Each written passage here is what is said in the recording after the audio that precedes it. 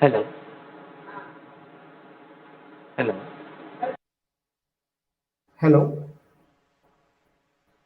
hello, Yes, sir. Yes, sir. You're not audible, sir.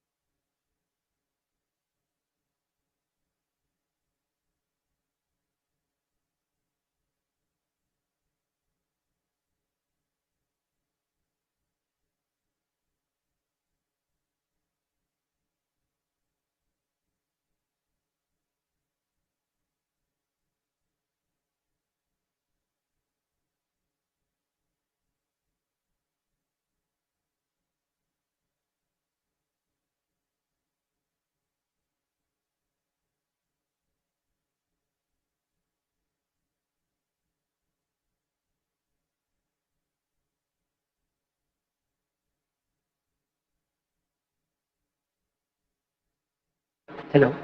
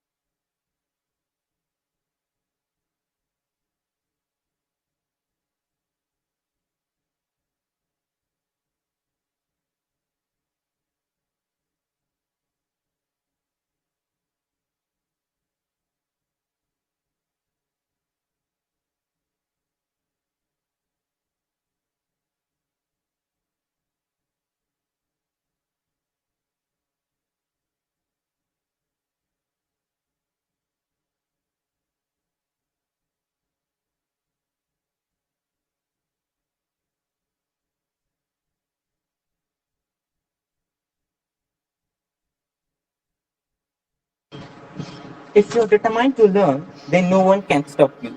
If you aren't interested to learn, then no one can help you. A very good morning, one and all, gathered through this virtual meet. I'm S. Diveshayappan from second year Artificial Intelligence and Data Science Department. It's my privilege that I'm here with you all at this prestigious place and given the opportunity to say warm words of welcome to everyone present in this expert webinar, hands-on session on machine learning, linear regression. First of all, I would pray Almighty to make today's session a successful one. Stars shine at night. Some stars shine at bright daylight too. It's my immense pleasure to welcome such a star, Mr. Sivaprasad, the Honorable Resource Person of today's session. I welcome you, sir. Thank you. Thank you. The essence of great leadership is influence and not authority with this note. I would like to welcome Dr. N. Ramesh Babu, our principal, who is great pillar and guide in our every move. I welcome you, sir. Next, I would like to welcome the one who put his soul and heart in uplifting others. Yeah, it's none other than our head of the department, Dr. N. M. Saravanakumar. I welcome you, sir. Next, I would like to welcome Mrs. Banapriya, who has been the strong pillar behind this webinar, arranging each and everything for us with love and care. I welcome you, ma'am. Next, Thank you, Ba. Next, I would like to welcome associate and assistant professors from various departments who are engaged with us behind this session, behind their tight schedule. I welcome you, sirs and ma'ams. Last but not the least, I would like to welcome all my student friends who are so eager to attend this session. A good beginning is half done. Without delay, let's begin our session. Now, I would like to call upon Mrs. Banapriya, Assistant Professor, Department of Computer Science and Business System, to address the gathering.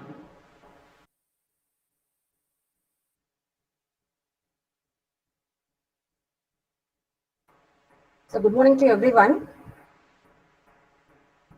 Today is an auspicious day. I hope everyone are eagerly expecting for this wonderful session, which makes you to learn a new platform, that is machine learning. That is a current technology where all the department students can do many projects. They can do many innovative applications using this machine learning, irrespective of the department. So this session, I hope it's an ice-breaking session for all the students. Make use of this session. We have arranged a wonderful resource person from IT industry. I hope students already you started learning the machine learning program. Now this session will guide you how to do all the case studies, how to do all the analytical type assignments which is given in the assessment. This session is purely arranged in hands-on mode. So make use of this session. Thank you for this opportunity. Students, attend the session, take notes, ask doubts. Whenever you feel any clarification needed, feel free to ask doubts with our resource person. Thank you. Thank you, ma'am, for your valuable address. I feel very glad to talk about our resource person, Mr. Sivaprasad, CEO, Vista Convert. He has more than 7 years of experience and has taken training programs for students and corporate in various colleges and corporate. He is an expert in various domains, starting from Java, mobile app development, to data analytics and Python. His passion is always training and development. I feel very glad to call upon Mr. Sivaprasad to deliver his content. The forum is yours, sir. Thank you. So, yes, can we start now? I guess. Okay. And it would be great, if someone is, giving me a yes or no when I ask you a question, because at times, because of this internet, the line might get disconnected. So, I mean, the person who's speaking, I guess his name is Dinesh, right? Can you all hear me? Yes, sir. You're audible. Hello. Okay. So, your name is Dinesh, right? Yes, sir. Divesh. Devesh. Yes. Devesh, Devesh, for every 10 minutes or 15 minutes, I might ask you, like, were you able to hear me? Because it's an online, platform. webinar. So please do respond, so that I'll be, I'll be seamlessly going Sure, with the sir. topic, Sure, today's sir. I'll agenda. do the paper. Right. Yes. So we'll start for, yeah. So thank you. So we'll start today's class. I'll share the screen.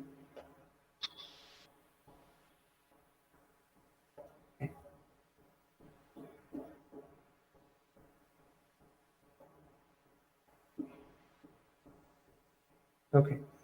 And were you all able to see the screen? Yes. Hello. Yes, sir. Yes, sir. Okay. Yeah. All right. Great. So today's topic is machine learning, and very specifically, we are going to discuss on linear regression. So I'm going to, this webinar is planned for till 12 o'clock, and it's more comfortable, we have a comfortable 2.5 hours, time. So this is the agenda for today. And before we jump into the linear regression, I'm going to teach you a little of Python, not in depth the Python, which is required, so we'll start with Python, and then we'll quickly move into linear regression. Okay, so this is the agenda for today's class. Okay. And I'm going to use a tool called Jupyter, and that's the tool you're seeing now. And this tool is mostly used by most of the data scientists and data analysts around the world. It is like Google Colab, and I'm not sure what tool you're using in your college.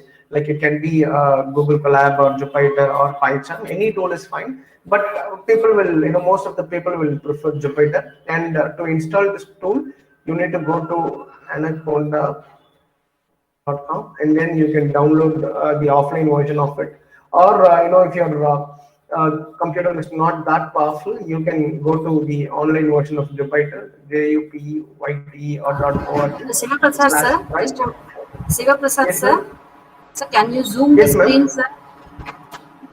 The Yes, font ma'am. size. Right. Right. So this is the online version, or you can use Google Colab. Both the same. Okay.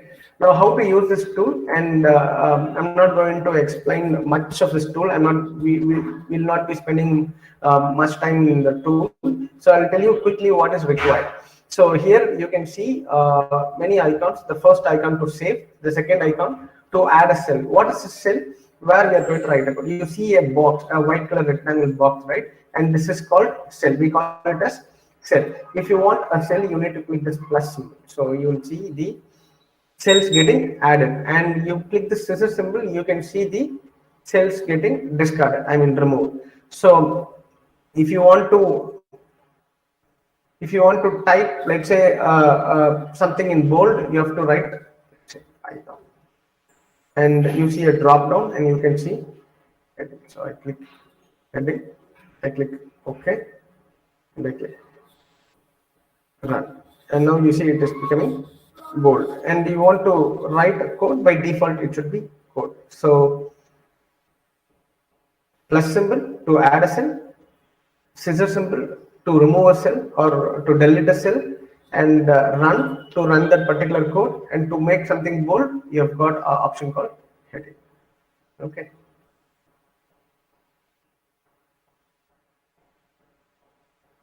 All right. So Python for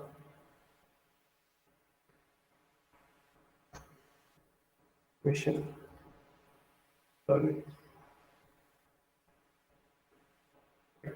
So here we are going to discuss quickly variables, printing in Python, comments, for loop, input reading. That's it. Okay. So first, variable declaration. So how we declare a variable in Python? So I'm making this as bold. So I'm going to make it as heading and I click run. So this becomes bold and A equal to 10, B equals to 3.14, C equals to welcome. Since 10 is a number, we don't need to enclose it in double quotes. 3.14 is also again a number. We don't need to enclose this within double quotes. And since welcome is a word, it's a character, so we need to enclose it within double quotes, or you can use a single quote in Python. So this is how we declare variables. Now, if I run it, 10 will get stored in A, 3.14 will get stored in B, welcome will get stored in C, and hello will get stored in D. Next, printing in Python. Now, let's say you write anything within double quotes, it will be printed as such. For example, now it is going to print welcome. Print, you can use double quotes as well as single quotes. Now, A equal to 10, print A, it will print 10. Now, for example, name equal to John, what's equal to machine learning, and let's say rank equals to 1. Now I write print name, it is going to print me the name. Print course, it is going to print me course. Print rank, it is going to print me rank, because we are calling the variable names. Let's say I type print udy is studying, it will print me this studying. Now print name, comma, this. So this is going to print me John is string. So print name, comma is. So this is going to print me John is studying machine learning. So I copy this and I put and got rank. Now this is going to give me John is studying machine learning and got rank. Just give me 1 minute.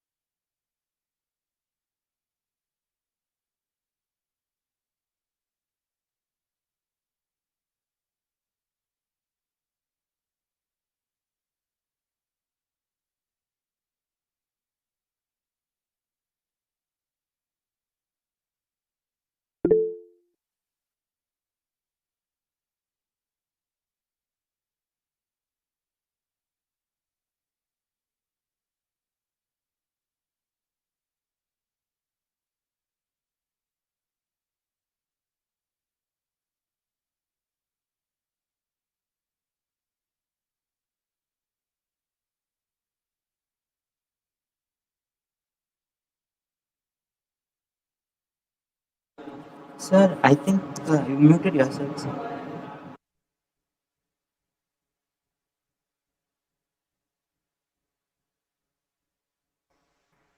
Oh my God. How long it's been like that? Sir, just I'm for a sorry, I minute. forgot. Okay, to unmute. Yes, sir. Okay, all right. So now you're able to hear me, right? Yes, sir. Okay. So E equal to 30 and capital E equal to 40. So this print E is different, and this print no man. This print is uh, this print is different. Okay. Now I print. It's going to print 30 and 40. And the second thing we have to remember is white space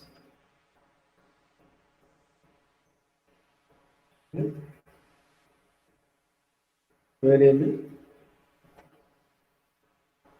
declaration.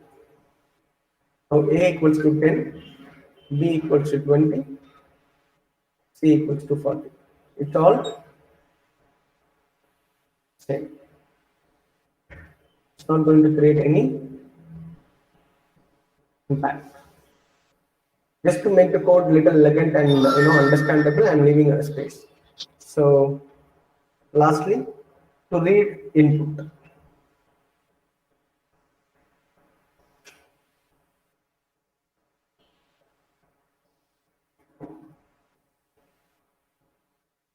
Or let's say A equal to, okay, and before that, I would like to tell you data types.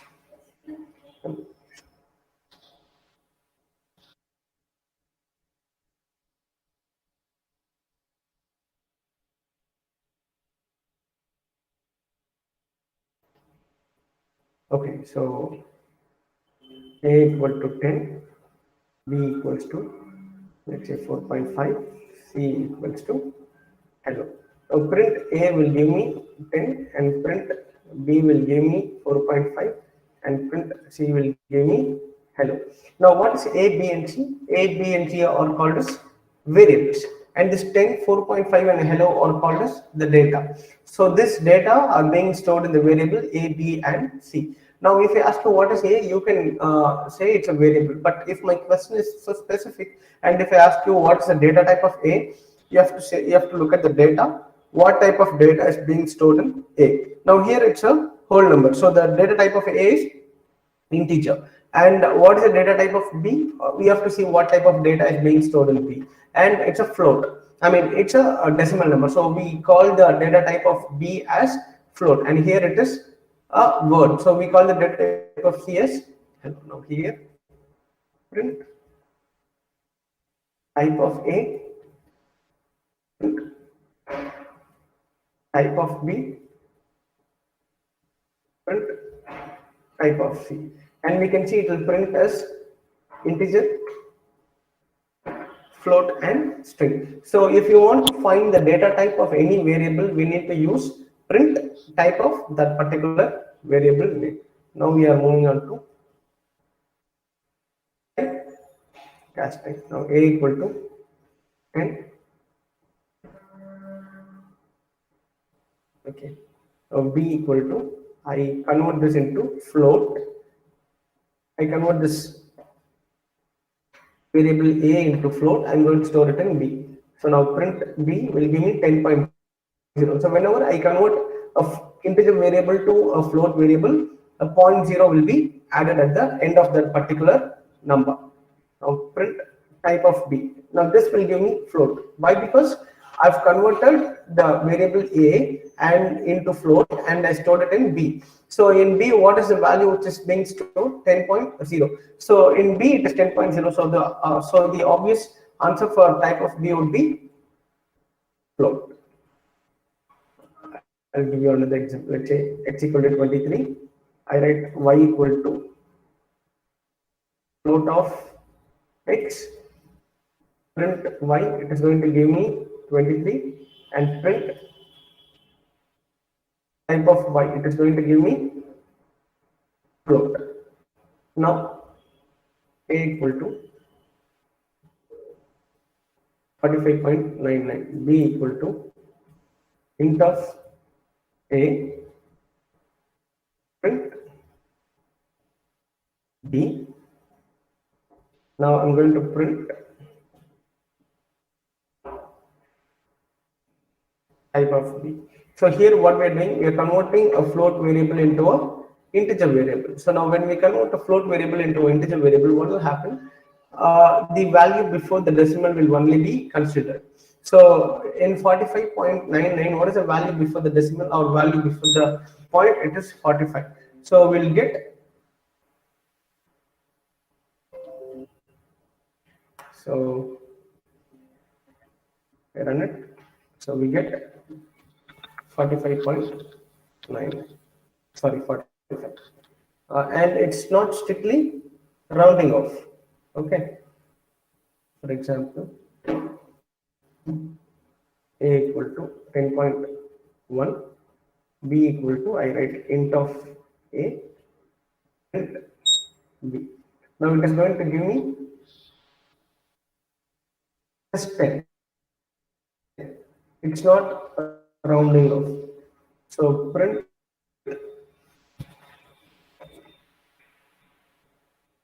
type of B is going to give me integer.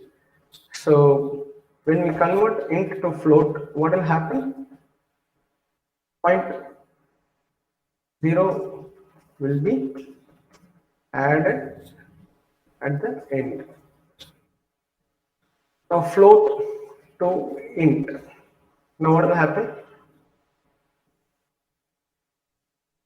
The value before decimal will only be considered. Okay? And this is called typecasting. Now I write A equal to, within double quotes 10. So print A will give me 10. And print type of A will give me string because it is enclosed within double quotes. Though it is a number, since we have enclosed within double quotes, when we try to find the type of that particular variable, it will give us only. Now B equal to int of, okay, print B, print type of B.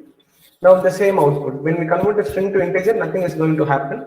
But the point to be remembered is, let's say A equal to section and B equal to, okay, let me print A. So it's going to print me section and print type of A. It's going to give me string. But here I cannot typecast it to a integer. So we should know that only a string can be converted to an integer, but provided with a double quote, it should be a number. We cannot convert a word to an int. Okay. So we have just discussed variable declaration, printing in Python, how to comment in Python, and the point to remember while learning in Python is Python is a 100% case sensitive language. Uppercase, lowercase, or capital letters, small letters different, and the white space in variable declaration, that doesn't matter here. This white space doesn't matter in Python in variable declaration. And data type, how we'll find the data type of a variable? We'll use type of that particular variable name. It will give us the type of that that variable. And typecasting, converting one data type into another data type. That's what is called as typecasting in any programming language. So we can convert integer data type into a float, and float to int, and string to int. So when we convert a variable which is of type integer to float, what will happen? A 0.0 will be added to that number. For example, x equal to 100. When we convert integer to float, what will happen? 0.0 will be added. And when we convert a float to an integer, for example, let's say 45.95, when we convert float into an integer, it will take the value before the decimal. So it's going to give me only 45.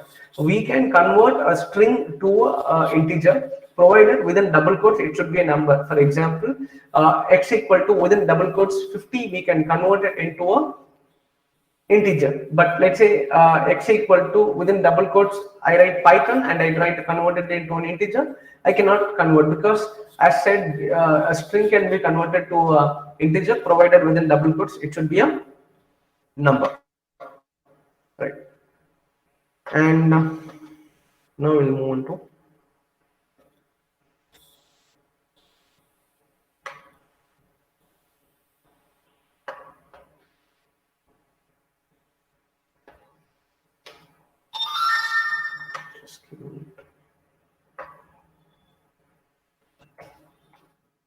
okay. Now we want to input reading. So a equal to 10, b equal to 20, c equals to a plus b, print c. This will give me 30. Now a equal to 10.0, b equal to 20.0. Now this will give me 30.0. Now a equal to section, b equals to and look at c equal to a plus b and print c. Now it will be section 10 lookup together because a and b are string. So how we'll find the data type of a variable? Type of a, type of b, and print type of c. Now we can see everything is a integer. Now let me do it for this one. Print type of a, print type of b, print type of. Now this is going to be a float. Now here print type of a,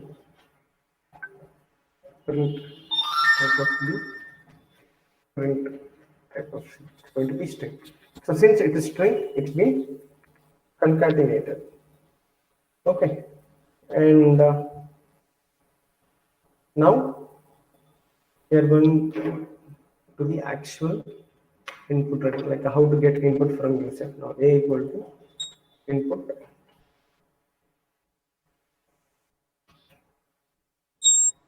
equal to input c equal to a plus b, print c. Now if I run it, it will ask me for an input. You can see it is showing me a box. It is prompting me a box where I can give the input. I give 10 and then I give 20. Now it's giving me 10, 20, but I was expecting 30. Let's see why it is so. Let me print the type of A, print type of B, and let me also check the type of C as well. So I give 10 and then I give 20. Now it's giving me 10, 20. And let me check the answer. It is giving me string, string, string. So what's happening is that A equal to 10, B equal to 20, and C equals to A plus B and print C. Now what we'll get? We'll get 10, 20 because since it's been enclosed in double quotes, it's taking it as a string. Now let me print type of A, print type of B, and also print type of C. Now you can see it all. So to get 30, what we need to do? We need to typecast it, right? So I put int. So it's taken as a string and it's been converted to integer. It's taken as string and it's been converted to integer. Now it is 30. Now here, same way. Just input is a string. Just input by default it's a string. So what we need to do? We need to typecast it. Int of input. Okay.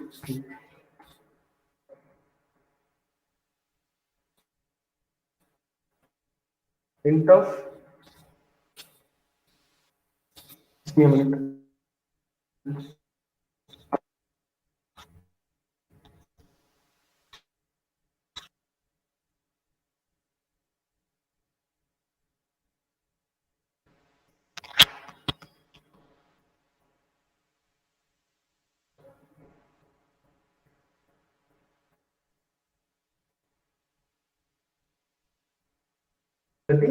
Input from user, right? And let's say you wanted to prompt them what they have to type, you can do it. Let's say just input will take as, so here enter number 1, and here enter number 2, right? So here I'm going to convert this into a integer, and here also it's converted into a integer. Here also integer, and here also I'm going to convert this into an integer. Now let me give input 10 and then 20. The difference is now it's throwing me a prompt. Okay, so this is how we read input from user in Python. So I guess everyone is clear. Any doubts till now? No, sir. Okay.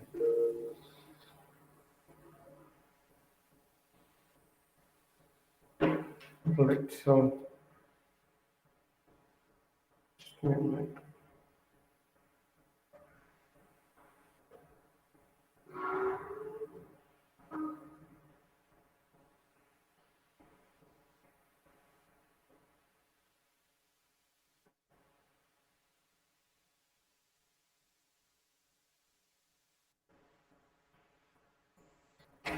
Okay. Going to move on to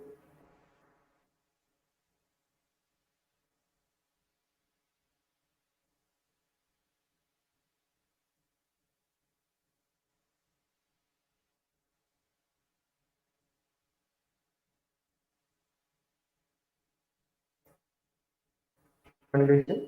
A, if A greater than B, I put a colon and I print A is greater than B. I come out of it, I type else, then I print A is greater than A. Now it will print A is greater than B is greater than A. And if you want to run something after the first condition fails, so I can do A equal to, let's say A equal to 0. If A greater than 0, I print A is positive number.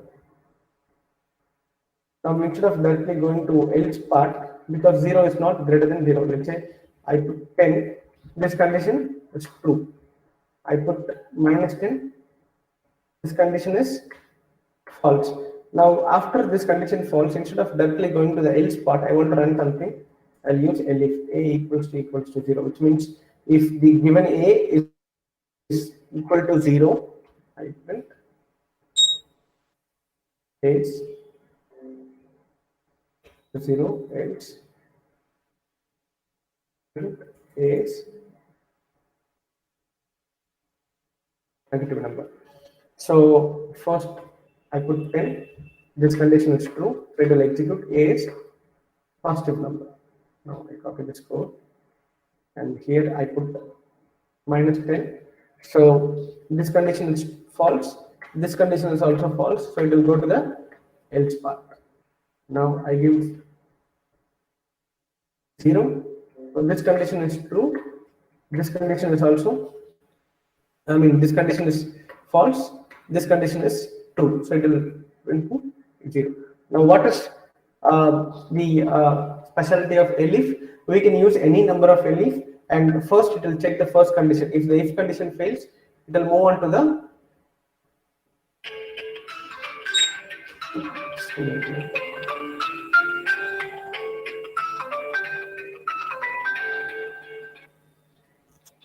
Hello.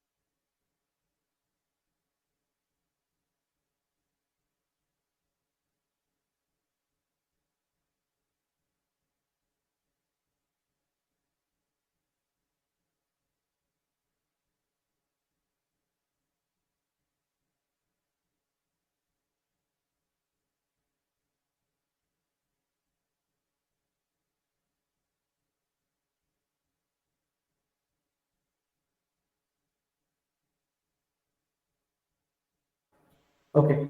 So with this, we are completing the uh,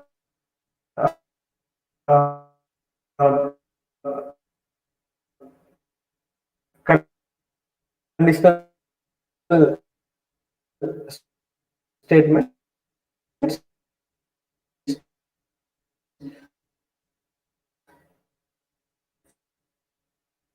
So now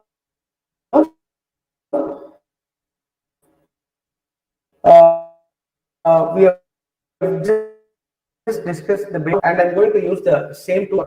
So I just water.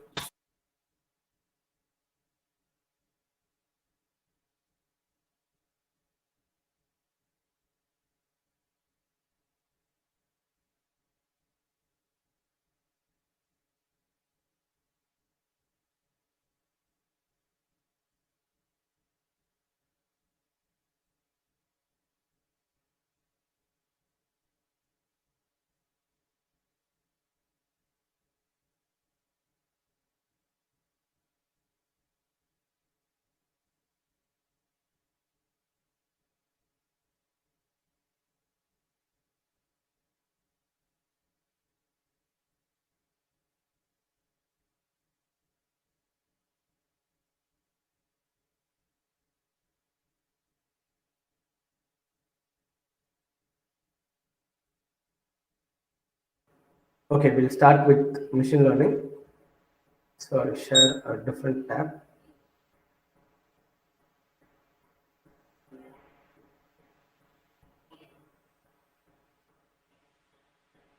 Okay, share this new tab.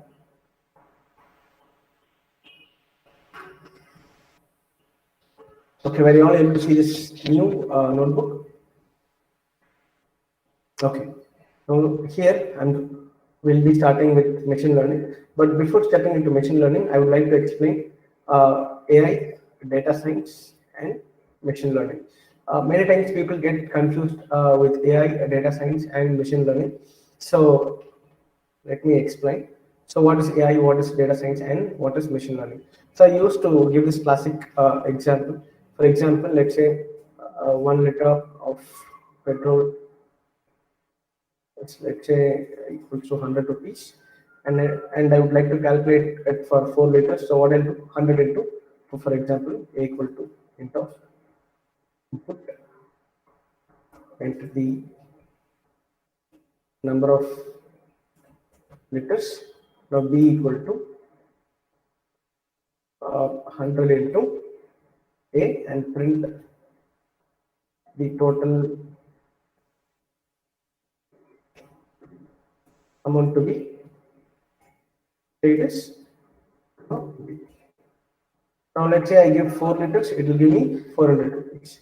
And I give 10 liters, it will give me 1000 rupees. If 6 liters, so I can calculate it for any number of, the price for any number of given liters. And this is how we do the normal simple calculation, a rule based calculation. Okay. Now let's say if you wanted to do it for, I'll show a data. Say, say temperature, and say I show the ice cream sold. Okay. Now Let's say I show you a data. Let's say the temperature is 30 degree and the number of ice cream sold is, let's say, 35. And when the temperature is 35, it is, let's say, 39. It is 40. It's 42. And it is 45. It is 46. It is 48. And when it is 50, it's, let's say, 55. It is 60. It's 52. When it is 65, it's, let's say, 61. 70, it is, let's say, 57. Now, this is the temperature and this is the number of ice cream sold. We all know that when the temperature increases, the ice cream sold will also get increased, right? So here,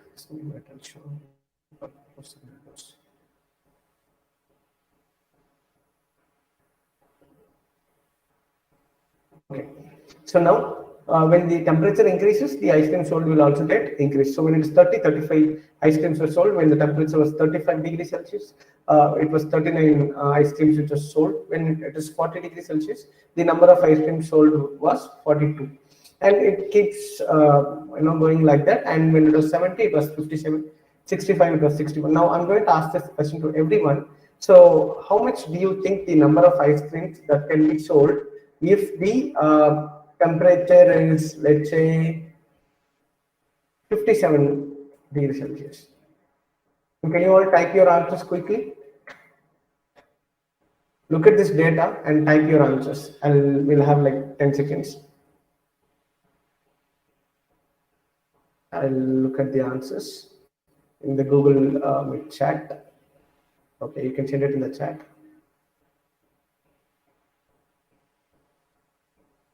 Only one answer I got. I'm looking for some more answers. Okay, 54, 53. Have a look at this data and let me know if the temperature is 57 degrees Celsius.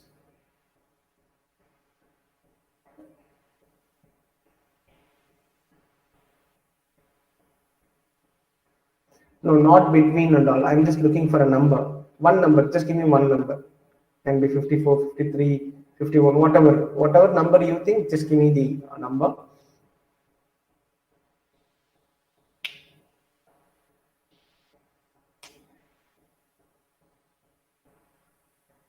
I'm looking for some answers. I've got only 3.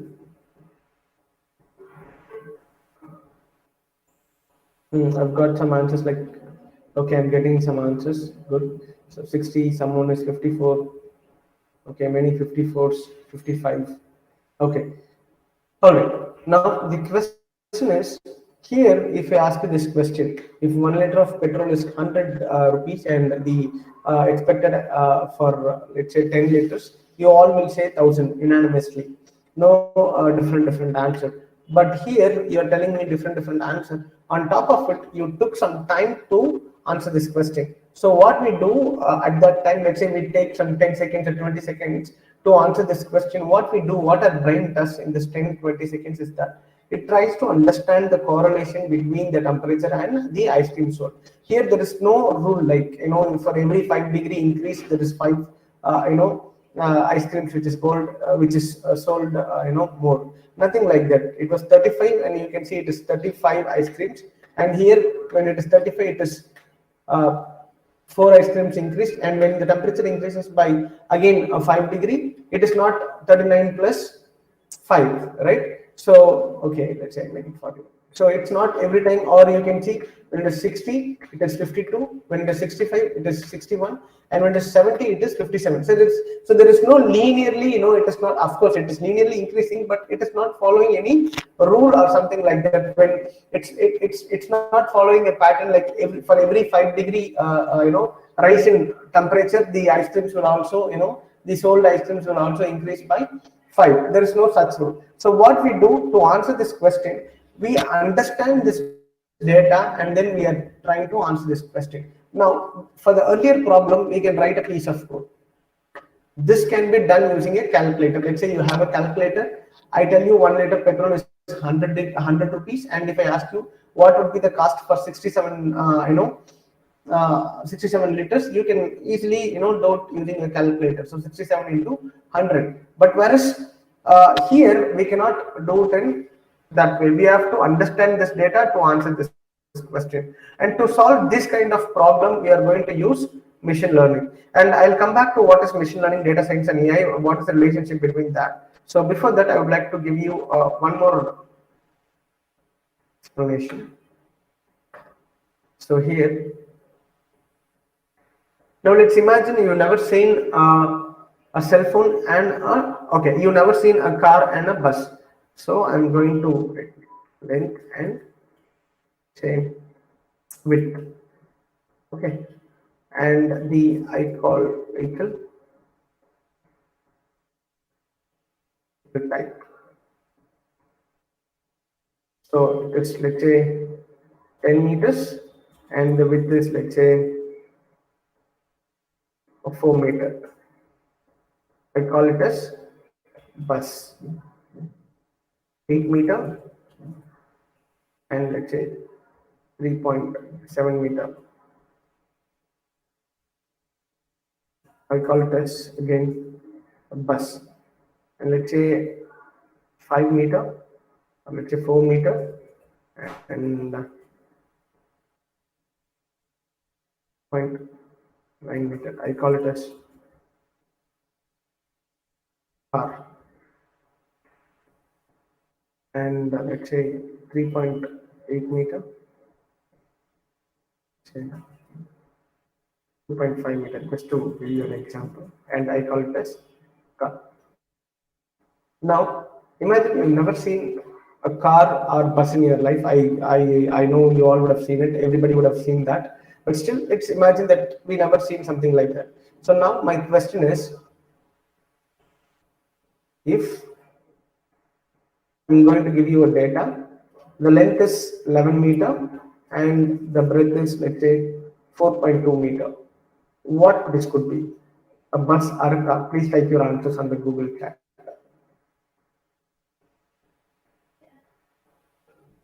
It can be a bus or a car. I'm just looking for some answers. Okay, Rajkumar bus, Madhumitran bus, Gayatri bus. Okay, fine. So everybody is typing bus. All right, good. Now I'm going to give you one more data. Let's say 3.4 meter and 2.3 meter. And what this is going to be? You will quickly type your answers. Okay. I'm getting almost everyone typing car. Now I'm going to ask one more question. 10 meter and 4 meter. And everybody will give me bus. I would think that you are seeing this data and you are answering it. Now I ask you 4 meter and 2.9 meter. And if I ask you what this vehicle could be, you all will say it's a car. And this makes sense because at least I think that you are copying the answer, or you are saying the answer from the above data set and the above data, and you are saying it. But here there is no such data. There is no 11 meter, 4.2 meter. There is no 3.4 meter and 2.3 meter. But still everybody typed this as bus and everybody typed this as car. So how we do this?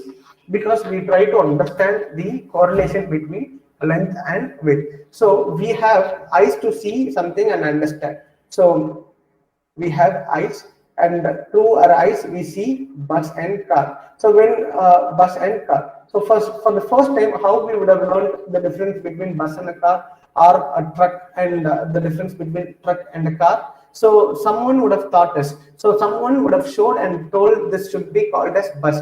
Someone would have told us to call this as car, maybe a mother, sister. Somebody would have taught us, or somebody would have made us learn that this is how a bus will look like and this is how a car will look like. So what we understand by looking at the bus and a car, we try to get the data. Okay, bus means the length should be more and the width should be more, and car means this is how the data should be present. So we try to understand the correlation between the length and width of a vehicle, and we try to answer that using the data we have. So the same, is used in even the facial recognition also. Let's say face recognition. So how face recognition is done? Let's say I never seen the person who's answering, let's say Divesh. So when I see Divesh for the first time, what I try to get, I try to understand the data. I try to capture the data, the length of the eyebrows, the length of the nose, length of the forehead, the hair color. It's all data. And later sometime I see the same person at a different place. I try to call him with a name. How I try to call with that particular name, because I already have the data, and if my data matches with the person's face data, I'll call it with that particular person name. It can be Diwakar, John, or whatever. Okay, so how we our brain recognizes the pattern, or how our brain classifies object, or how we visualize and classify an object is nothing but using the data. So now if we can make the machine understand this data, machine doesn't have any eyes. So what we are going to do, we are going to give this data to the machine. So 11 meter, 4.2 meter, 3.4 meter, 2.3 meter, 10 meter, 4 meter, 4 meter, 2.9 meter. So this should be called as bus, this should be called as car. We are going to give this data to the machine and make the machine learn and understand the correlation between the data. And if the machine is able to learn and understand the correlation between the data, when new data comes into the picture, the machine will. Now, what is machine learning? Now, what is machine learning?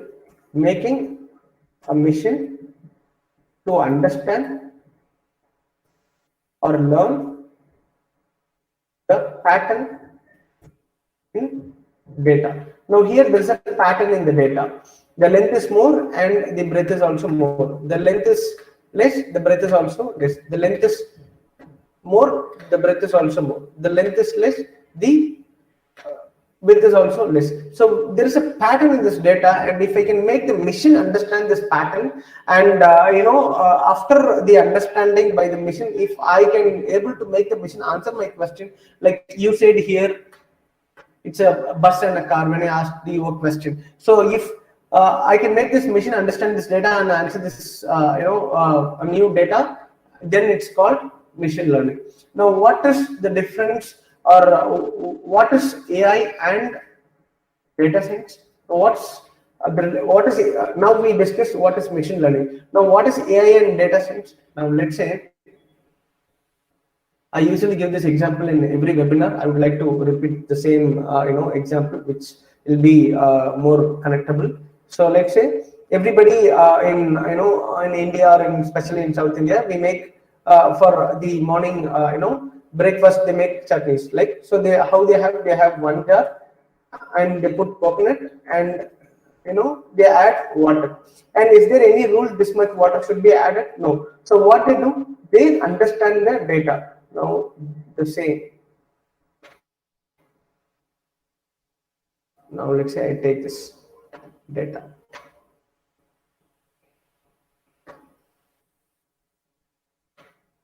Now I take this data. Now let's say this is coconut.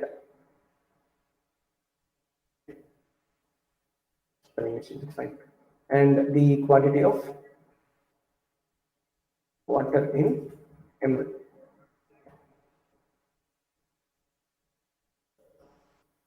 So this is the quantity of coconut and the quantity of water added in milliliter. Just let's say I'm watching a cook making chutney for past 10 days, and I'm recording this data.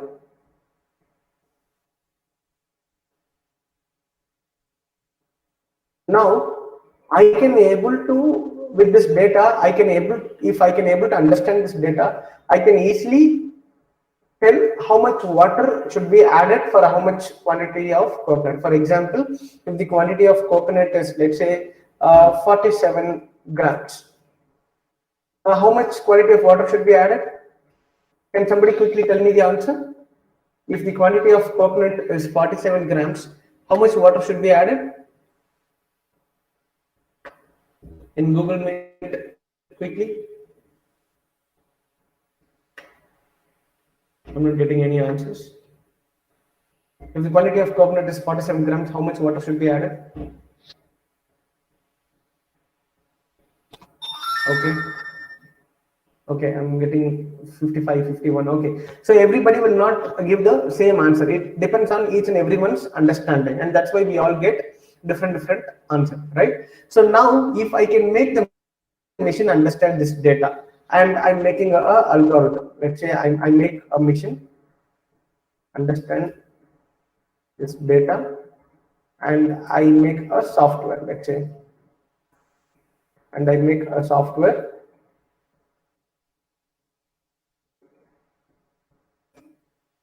which will tell me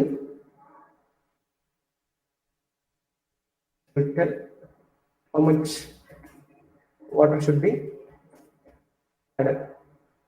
Now I made a software which will tell me how much water should be added. How it is able to tell how much water should be added? How you are saying for 47 grams this much water should be added? Because you understood this data. You understood the correlation or the relation between the quantity of coconut and the quantity of water. Now the same way, after I make a software which understands this data, and if I can make this software incorporated or fitted into a machine, let's say I make a mixer grinder,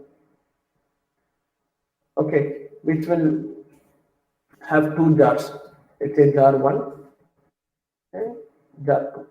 In first jar I need to put coconut and in the second jar I need to put water. Now if the machine can add the quantity of water by itself, can I call this mixer grinder as AI based mixer grinder? If the mixer is able to add the correct required quantity of water from jar 2 without human intervention. Can I call this as AI based mixer? Yes or no? So every day, we can see in our homes when the mother or sister prepares a chutney, they need to, it needs a human intervention. But if I record the data for the 10 days, how they prepare chutney, I give it to the machine. I make the machine understand how the relationship between the data, and if I can make the machine add the quantity of water from jar, can I call this an AI-based mixer grinder? Yes or no?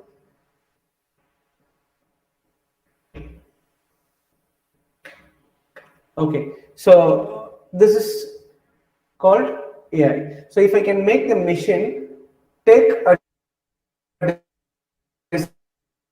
decision, which, okay, now here the relationship between AI and data science and machine learning is that all these machine learning algorithms, all algorithms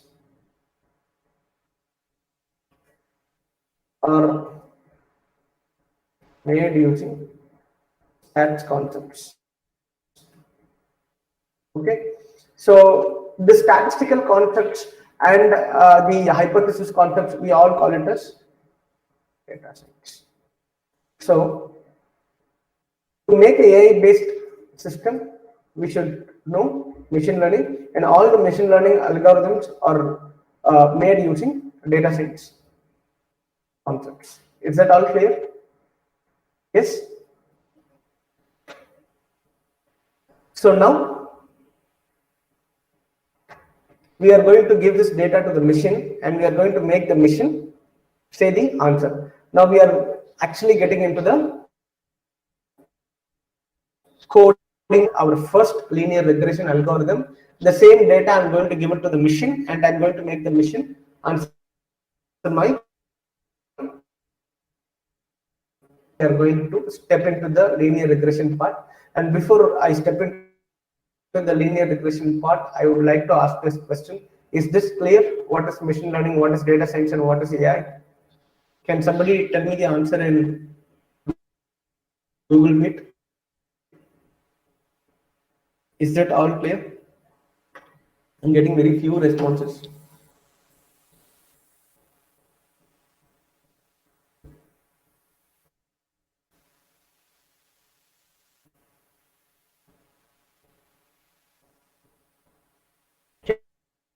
Can, can you all type?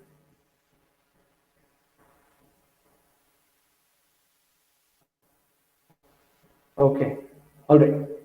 So I'll step into the machine learning part.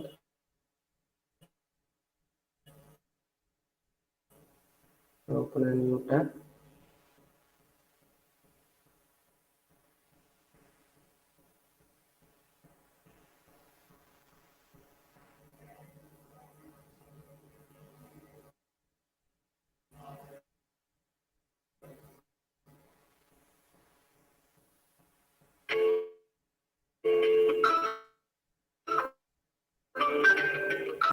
Okay, now we are stepping into the linear regression part.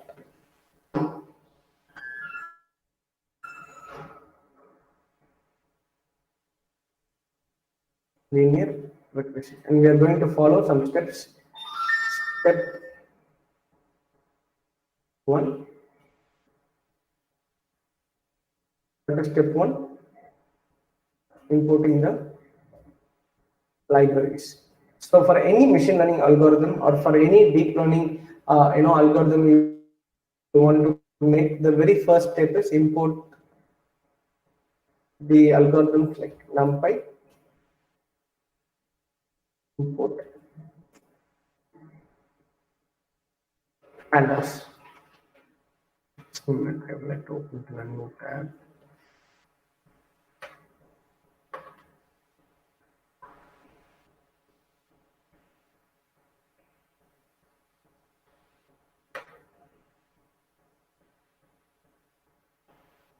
Okay.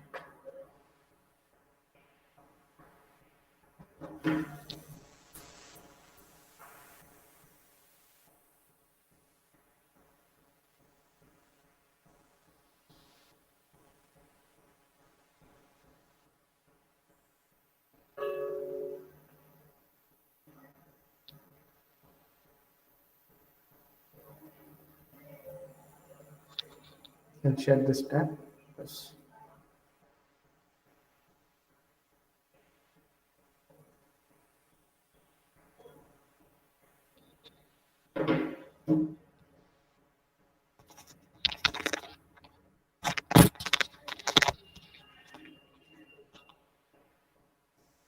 Okay, now here, first step.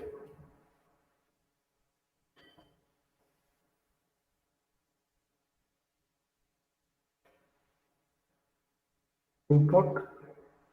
Step 1. Importing the libraries. Now here, import NumPy as NP, import pandas as P. Now this is the very first step for any machine learning algorithm. Okay, we'll discuss NumPy and pandas a little at the end of this class. Now we'll just step into the coding part. Step 2. Reading the data set. Now I have a very simple data set. So data set is nothing but the rows and columns of data. Using the pandas only we can bring the data set. Read underscore CSV. Now it's a function. Read underscore CSV is a function which is used to read a CSV file. So I have the data set in CSV format. You can have it in Excel or whatever format. So here I give the data set name. Now let me print data set. So we can see it is printing the data set, area, price, and you can see the area and price. So 1000 square feet, it's being sold for 5680. 1030, it's being sold for 5201. 1060, this much rupees. 1090, this much rupees.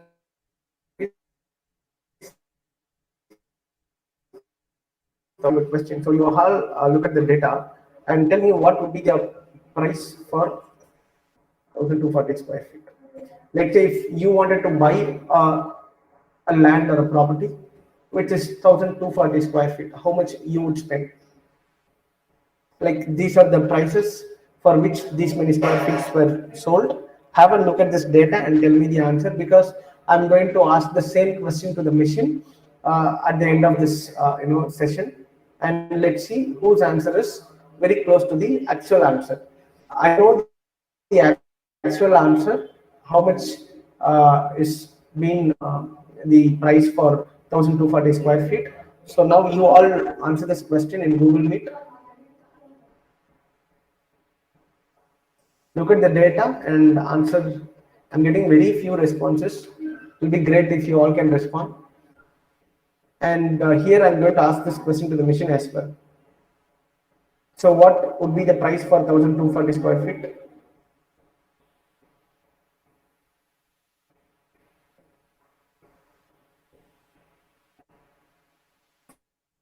$5,000. I'm looking for some more answers, please, quickly. Running out of time.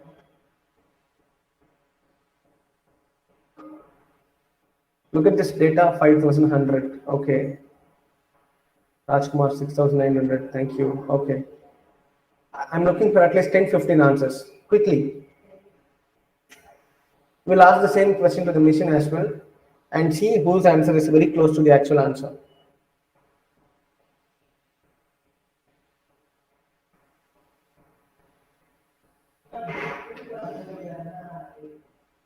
Okay, Suryamurthy, Prem Kumar, Rajkumar, Gayatri, okay. Karthikeyan, okay, thank you. Kritika, 5,480, okay. All right, great, thank you. So we'll move with the topic. All right, now we have read the data set. Now the step 3 for any machine learning algorithm is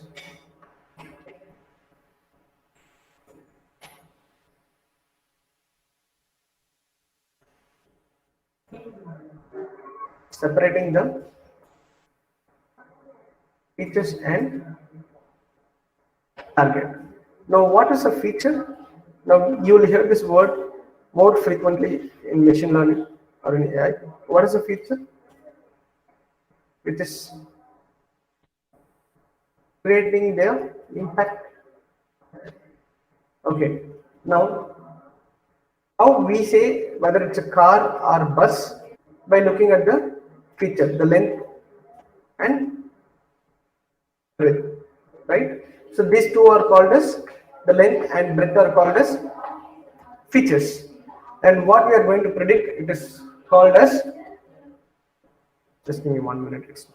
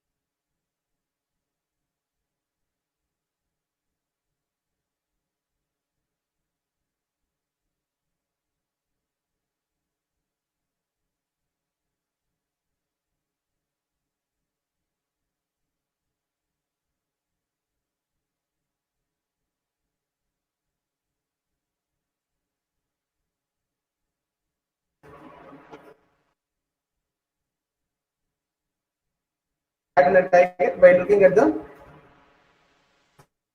size, right?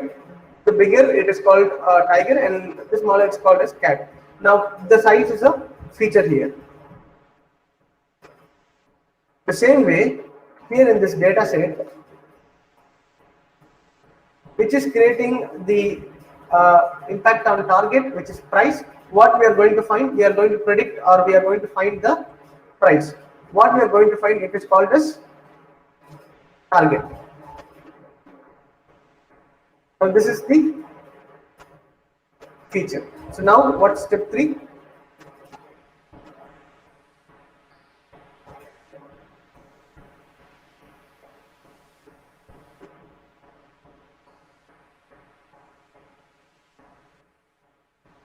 What is step 3?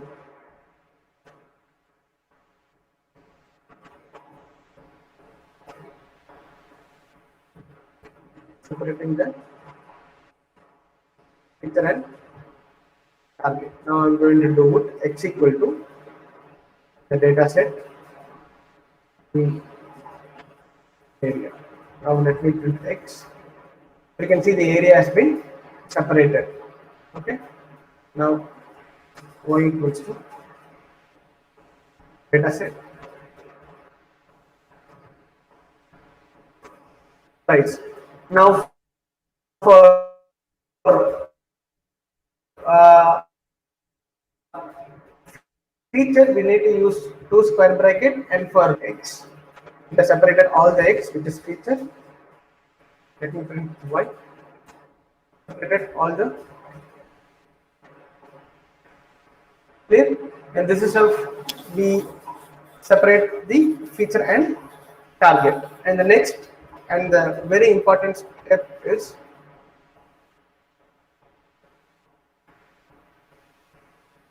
splitting the data set into training set and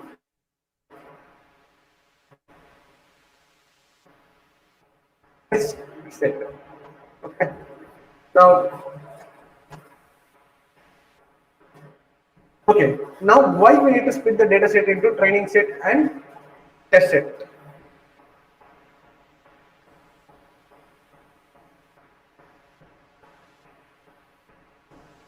Now, let's say okay. Now, let's say there is a shopkeeper and who sells watermelons, and now he needs a assistant. He calls a dog. Guy, let's say,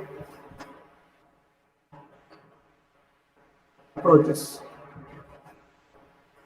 without experience. Now the shopkeeper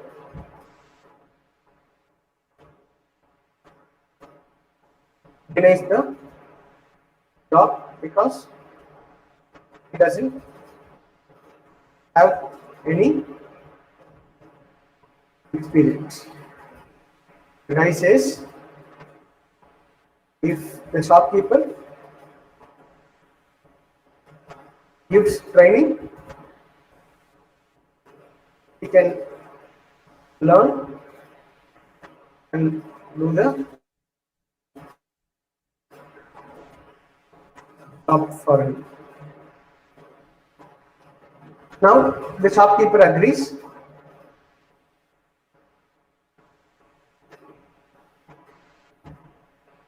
He has 100 watermelons.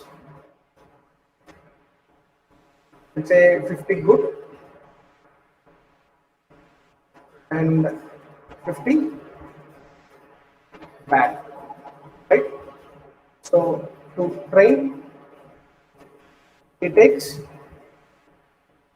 randomly 20 fruits.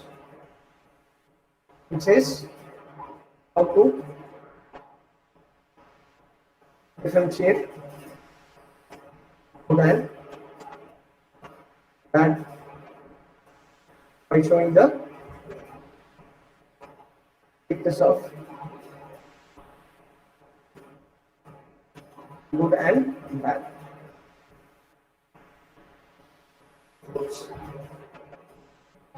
And after he gives the training with 20 fruits, the shopkeeper, takes another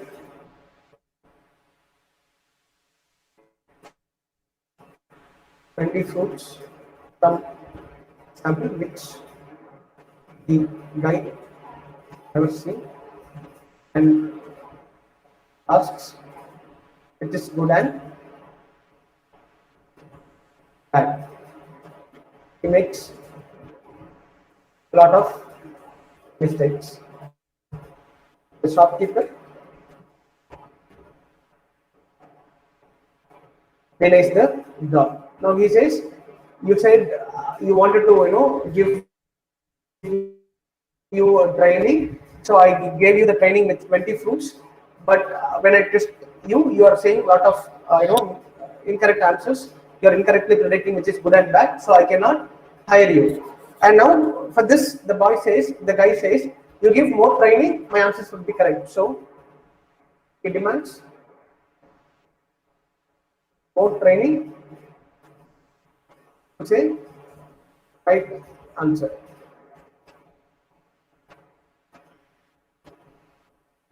So now he trains, let's say 40 fruits. He's improved with answers, but again mistakes are still there. So the shopkeeper says, see, I trained you, you demanded for a training, I trained you, and after I trained you, I tested you, you said many wrong answers, and you demanded more samples to train you more. I trained you with 40 fruits, but again you are saying correct answers, but still there are incorrect answers, so I cannot hire you. The guy says again, more training. Now he increases the number of samples from the 100 fruits. The accuracy is also improving. But the problem is, if he shows 100 fruits, so what's the problem? If the shopkeeper trains with all 100 fruits, he has, what's the problem? The guy will say he understood, but he cannot test because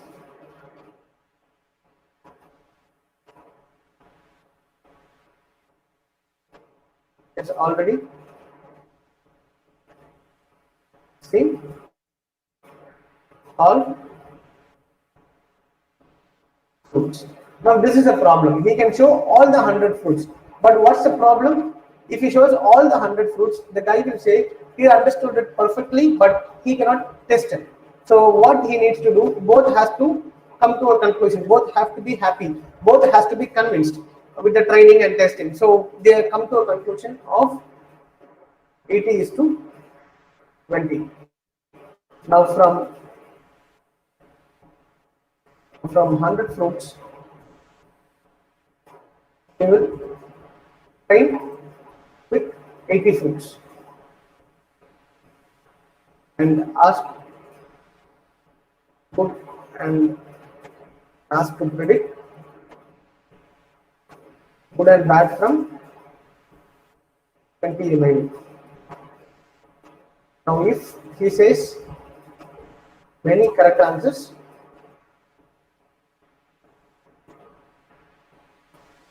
he will hire it. Right? Now why it is 80:20? Because it is more convincing. Even for the training he has got more data, for the testing also he has got more data. Now what if it is going to be, let's say 100:0? He has seen all the fruits, but he cannot test because he has seen already all the fruits. Now, what is the problem with 40 is to 60? The training is very less. Here, training is very less. Here, put training, but cannot test. So, this is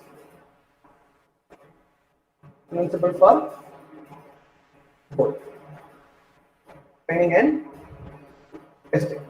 Now, here I have 50 data, but how much I showed? I showed you like a sample, like 10 data I showed you, and I asked you the question for this one. If you are able to understand the correct answer, what I can infer, what I can observe, I can think that you understood the relationship between area and price correctly. Now, the same way, to separate this data, we are going to use one library, which is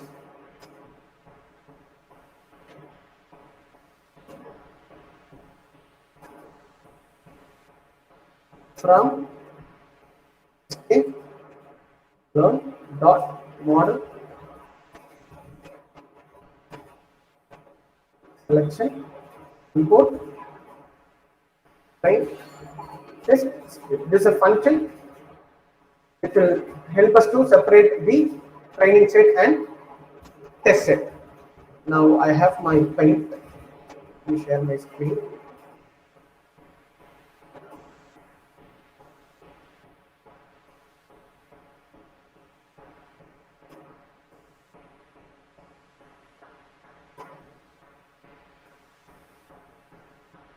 I'm going to share the entire screen.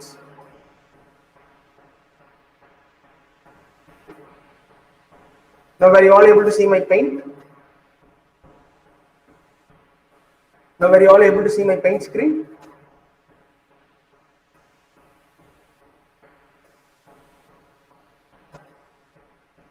Can somebody answer, were you all able to see my paint screen? Hello. Yes, sir. Can somebody answer, were you all able to Yes, sir. see paint screen? Okay. Now let's say this is X. And this is Y. What it is area, and this is price, right? So this we call it as X and this we call it as Y. Now what we are going to do, how much data we have? We have 50 data, right? Now how much I showed you? 10 data. Now what I'm going to do, I'm going to take 80% of the data and I'm going to separate 20%. Now this X, we call it as X train.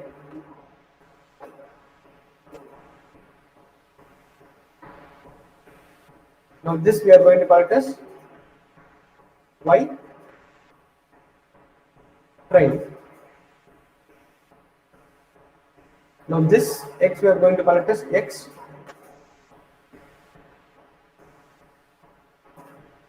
test. Now this Y we are going to call it as Y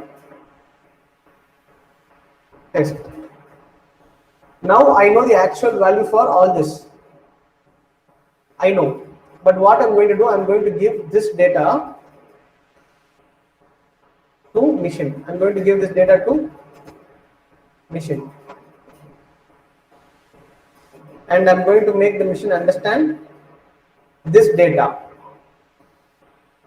This data I'm going to make the machine understand, and I'm going to ask question from this data. If the machine is able to answer it correctly, then I can say the machine has understood it correctly, right? And for that we are going to use the algorithm called linear regression. Let me share.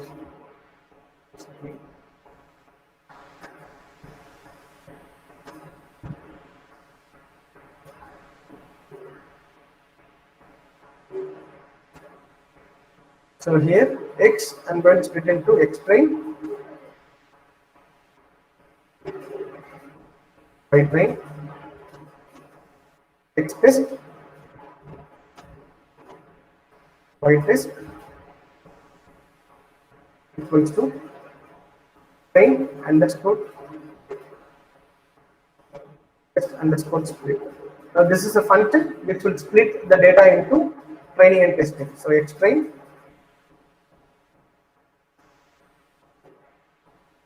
y train, and here train size equal to 0.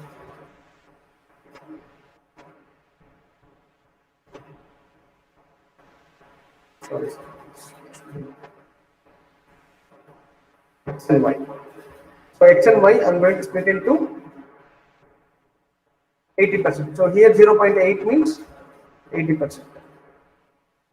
So 80% of the data I'm going to give it to, I'm going to split it into x train, y train, and x test and y test.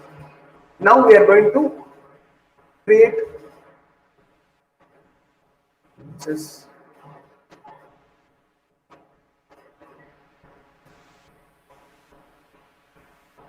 okay.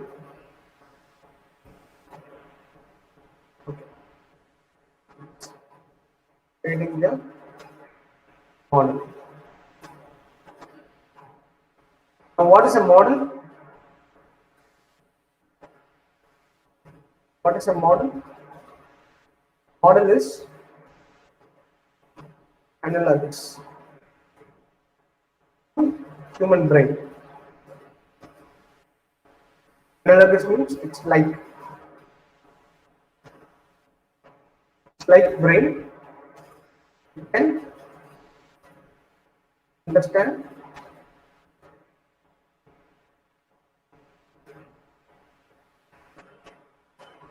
the data. Now here, and creating the model means we are going to create something like a human brain which will understand the data, and which by its understanding it can able to answer our question. So here from sklearn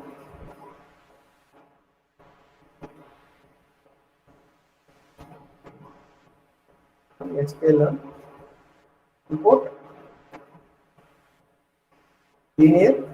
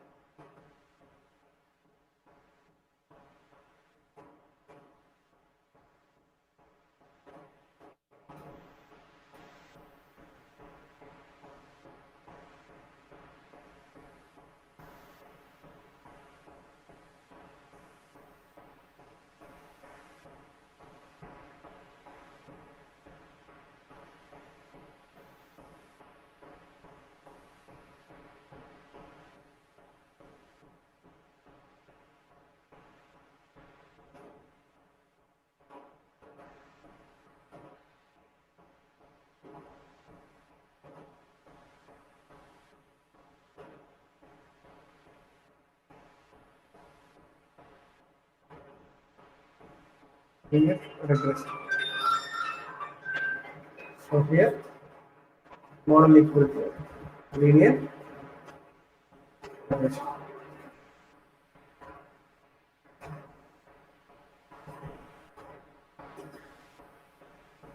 Model dot fit is like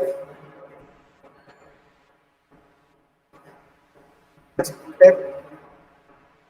It's like hiring a new person.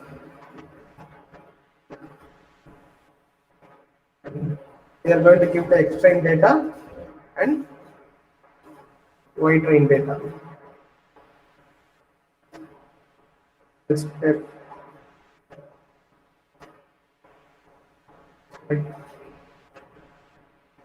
training the new guy data. Model dot predict. Now you remember I said I'll ask the same question to the machine. 1 to 40. Testing the machines understanding. They asking.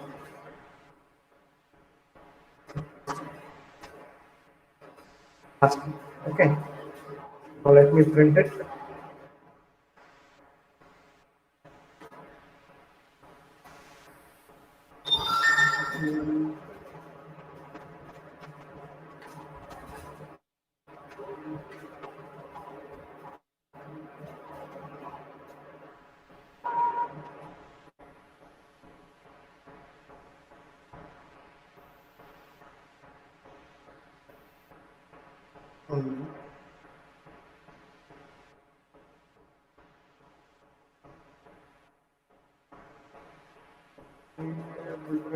Just a minute.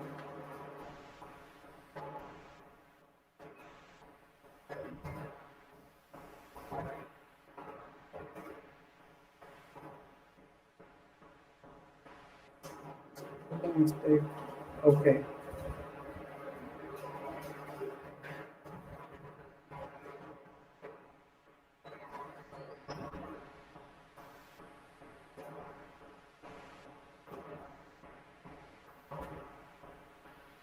Just a moment.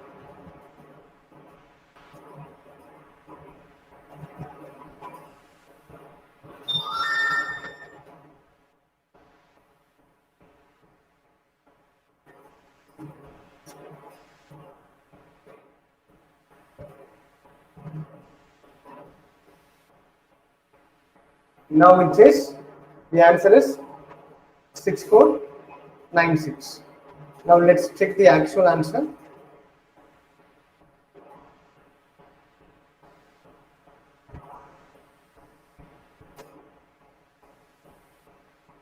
And what is the actual answer? 6290. The answer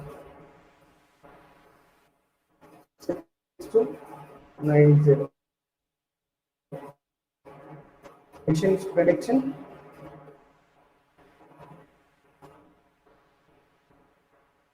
Oh, 96.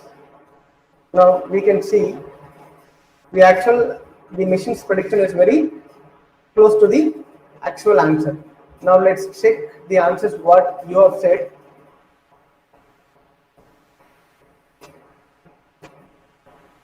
Many were saying like 6,900, 5,200, 5,440, 5,100. So you see what the deviation between the actual answer and the machine's prediction. So the machine is able to predict more accurately than the human beings. Now this is all about linear regression. We'll dissect the algorithm in the next session. So I would like to just give you the insight about linear regression.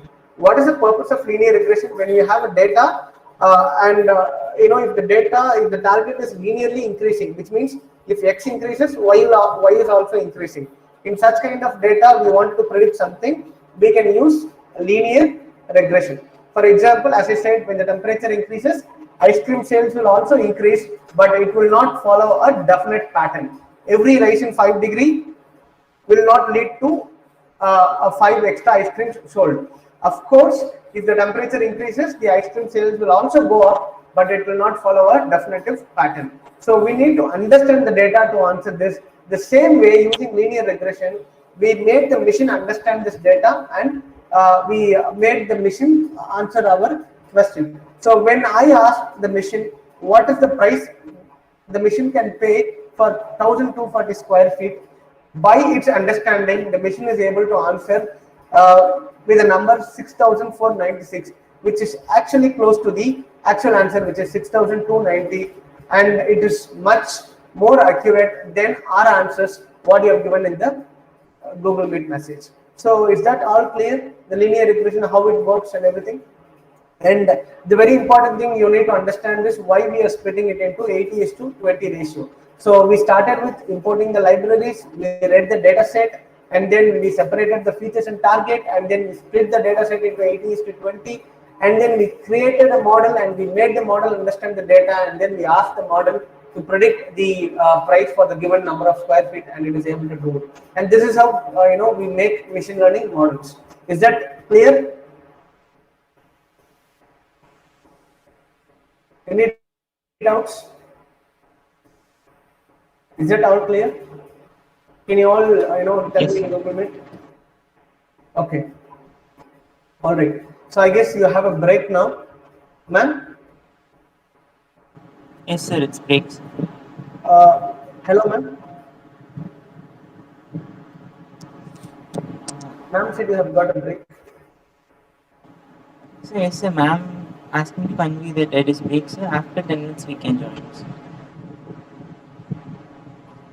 Sorry, So ma'am asked me to convey what is that. it?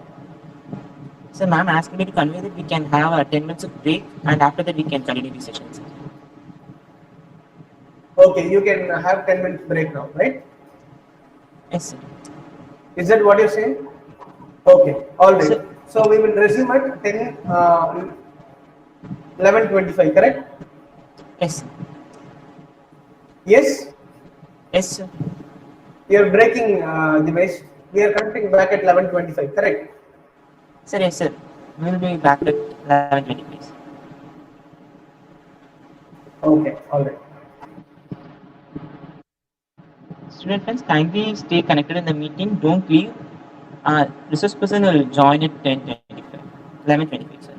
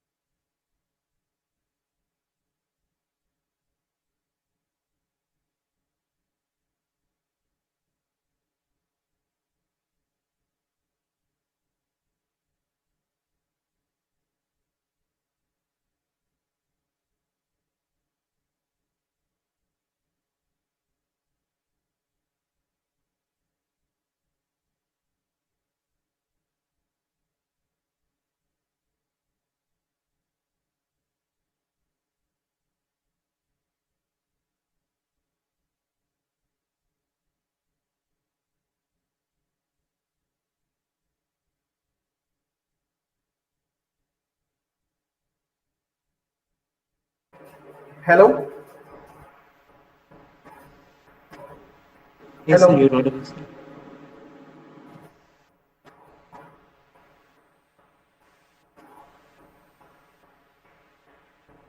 Yeah, can we resume the base?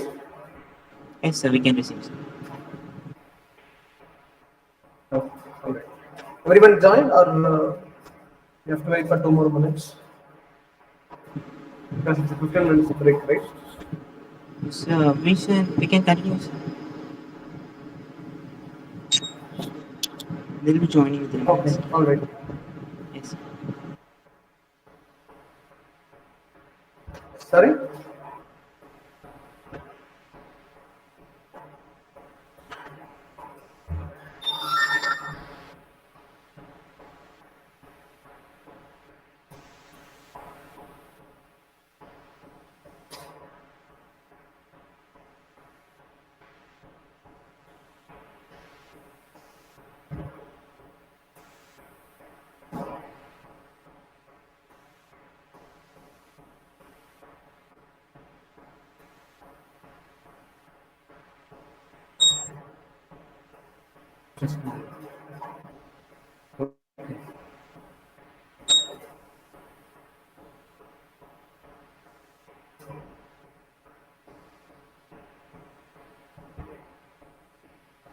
All right, so now let me share my screen. So you all clear with whatever been taught now? Linear regression? Is it all clear, Yes, guys? yes, Hello. How many people are there? Yes, very few are responding. How many people are there totally, Divakar? sir. In Meet, it's about 90 to 93, sir. Some people are joining YouTube live streams. Oh, okay. All right. Yes, Fine. So we'll start with the next topic, which is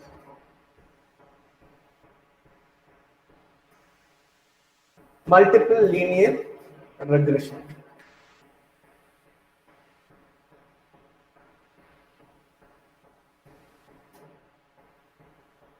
It's opening.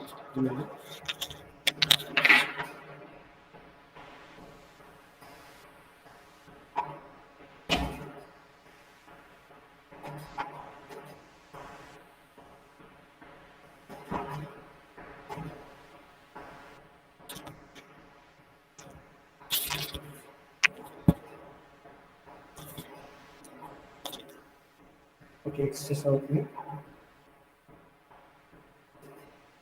All right. So it's done. We share this.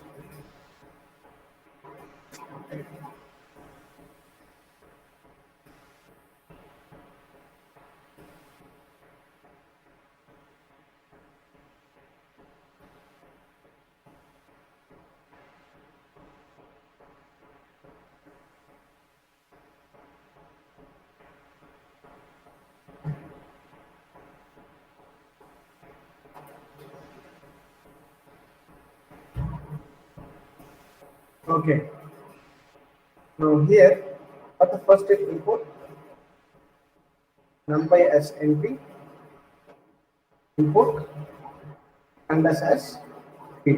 Now this is a very first step, right? And what's next step? Reading the data set.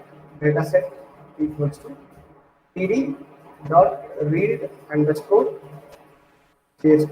And here I'm going to give the data set name. Housing price.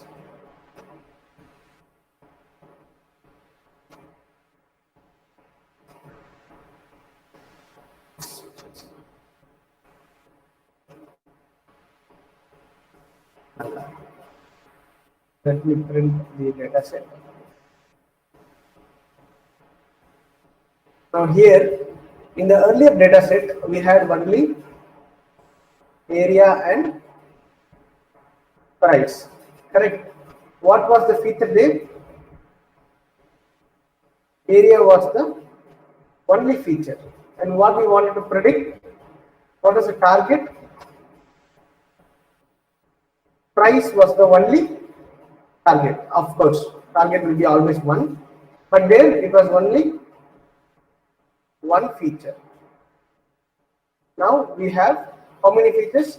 Area, floor, room, and code. So here the price is not going to depend only on area. It is also going to depend on multiple features: floor, room, code, and everything. Right. So when we have multiple features, and if it is linearly connected, then we are going to use the same linear regression algorithm only. But this we are going to call it as multiple linear regression. Right. So what are the features here? What are the features here? Area,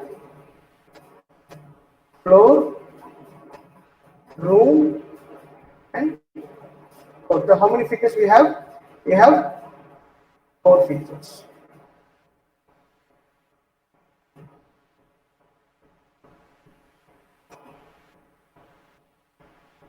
We have 4 features, and we have price. Now here is equal to data set, and now we need to, what is step 3? Separating the features and target. So now I repeat, what is step 1? Importing the libraries. And what is step 2? We have the data set. We need to have the data set. So we are reading the data set. And what is step 3? Splitting the data set into features and targets. So it's equal to data set, area, room, what?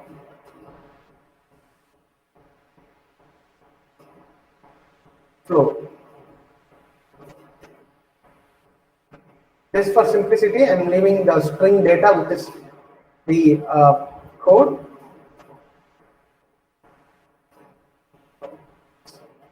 And we see we have area, floor, and room. Now y equal to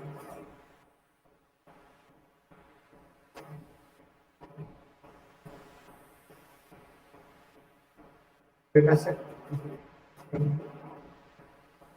price. Let me print x, but this one, let me print y, print the feature and target.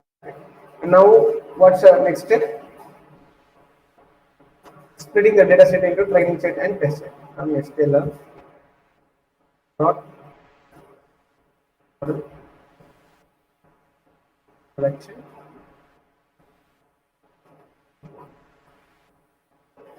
train underscore test underscore split text train test train train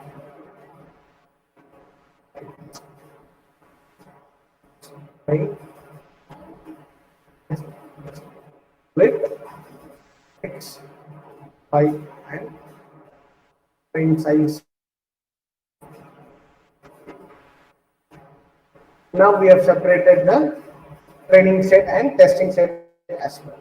Now what we need to do? We need to make the machine understand the data.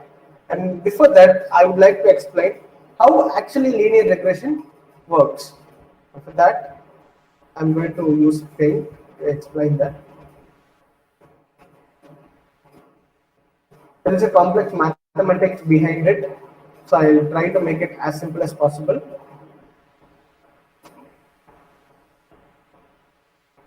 I'll share my whole screen.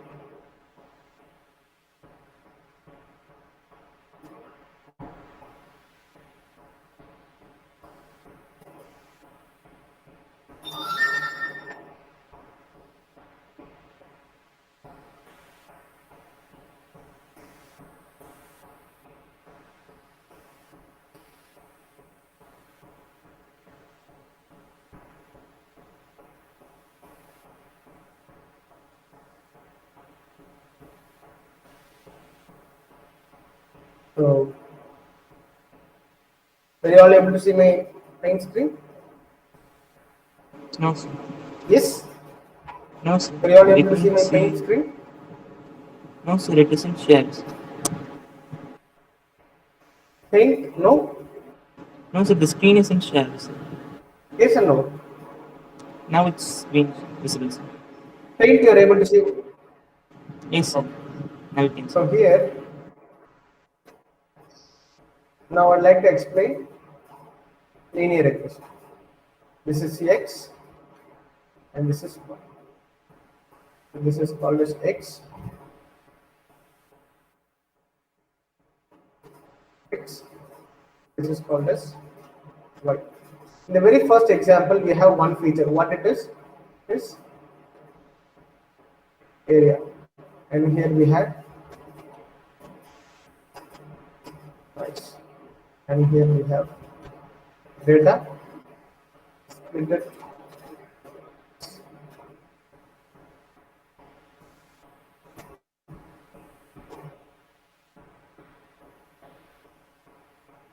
So this is how we have the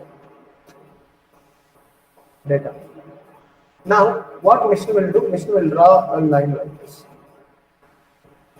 and this line is called as a regression line. And what is this black dots? This is called as the data. What we have actually the training data. For example, let's take this point. So, for this square feet, what is the actual price? This is the actual price. But if we ask machine what machine will do, machine will touch this line and it will say this is the price. So what is this? This is the error. Okay. Now for example, we take this data point. What is the actual price?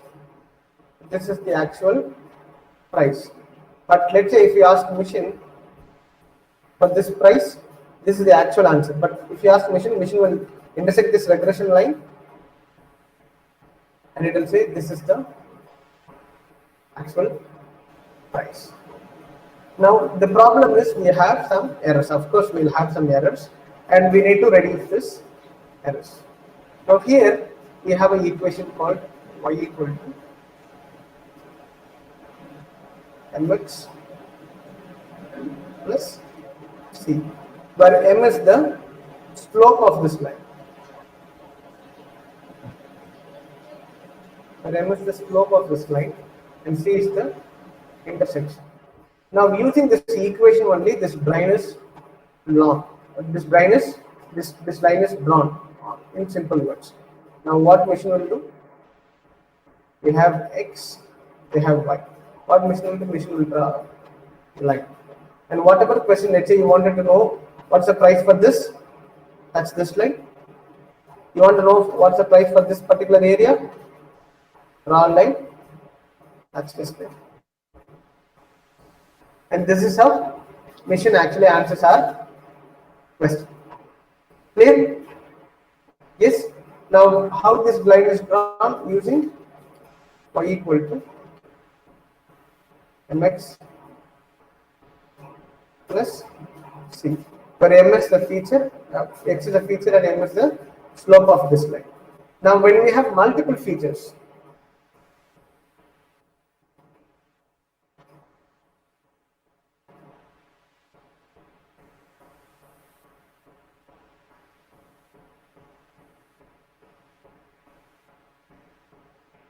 let's say this is area, this is price, and this is number of rooms. Now the data point will be here. It will touch area, it will touch room at some point, and it will touch the price at one single point. Okay. And if we have features more than 5, we cannot draw it. We have to, imagine it only. So the equation would be like this for multiple y equal to m1 x1. So x is the feature 1, m is the slope of the first regression line, which is the correlation line between the first feature and the target. The next one is m2. It keeps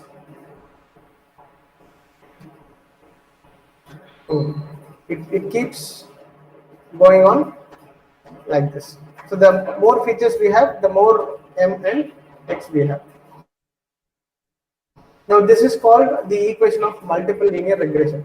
So if you don't want to get so deep into this, no problem. You can just write the code. You'll get the output anyways. So here it's going to be from scalar dot say linear underscore model import linear regression. Let's say you don't want to get confused. Very simple. You write the code alone. Linear model dot fit.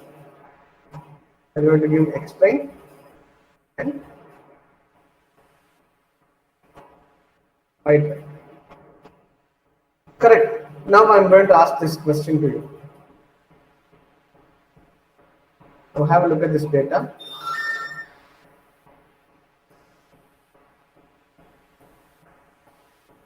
Now have a look at this data and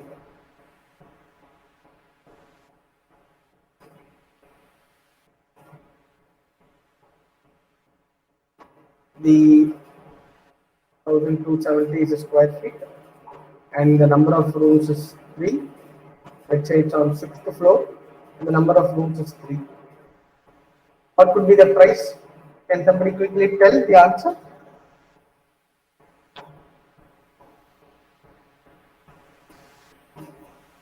What would be the price? Can somebody quickly type? We have 3 features now.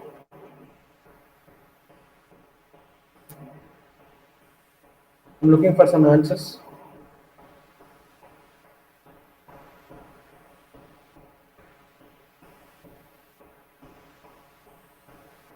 I'm looking for some answers.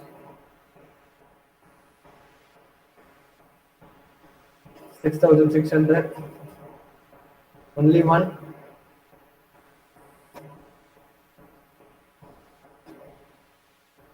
Looking for a few more answers.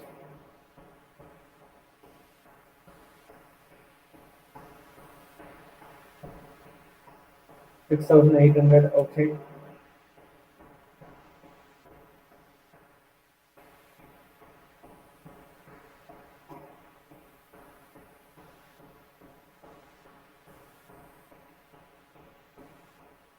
Okay. Now, how many features we need to take into account? We need to take into 3 details.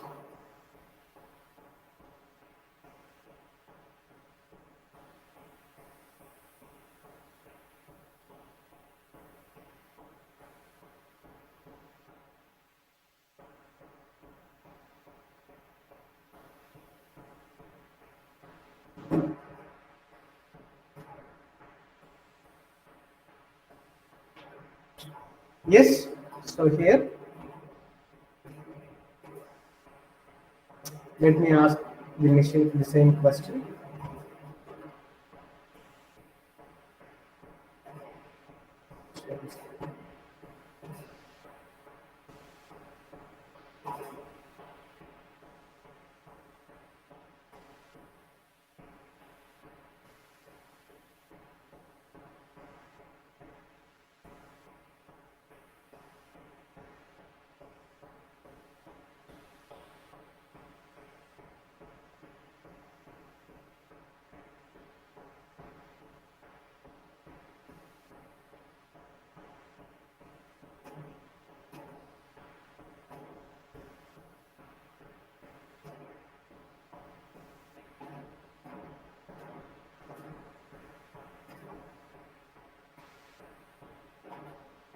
Okay, here.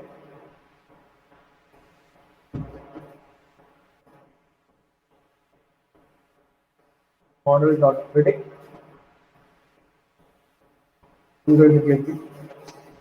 So what I gave you? 1,000, 270, 6th floor. What it is? 9,225. Let's check the actual answer. Is there anything something like that?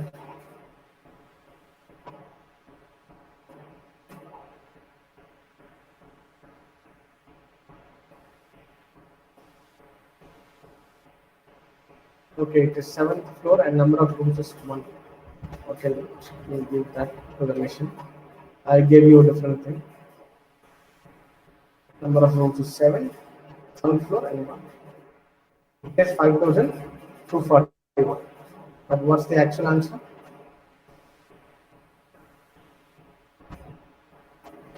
6,017. But we are missing this code. So this has also it has to be included. So I can include that as well. We need to convert it into a number through encoding, and we need to do it. But to make it, for this webinar content, I'm just using only the numbers. So how we are doing it?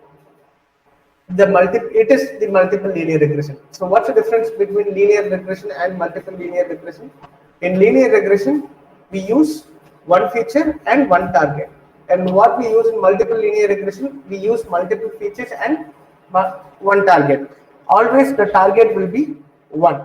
The difference between multiple linear regression and the simple linear regression is only the number of features. So I would like to repeat how we need to do this. It's like, I told you an example: a shopkeeper hiring a assistant for selling watermelon. So first, what he needs to do, he needs to have data. So first, to train that new person, he needs to have at least 100, 200 watermelons. So it's nothing but data. And then what he needs to do, he needs to split 80:20. Why we are going with 80:20? Because it should be convincible for both that shopkeeper and the new guy. And then what we do, we train the person. So with 80% of the data, we train the model, and with the 20% we test the model. If the answer is very close, we can think that the model is correct. So what are the steps we need to follow? The same way. First, we need to import the libraries, import NumPy and Pandas, import NumPy as NP, import Pandas as PD. And what is step 2? Reading the data set. And what is step 3? Separating the features and target. And what is step 4? Splitting the data set into training set and test set. And what is the final step? Creating the model or the AI system. Now, what is a model? Model is nothing but like human brain. It will understand the data and it will try to answer with the data. Clear? Is it all clear? Any doubts?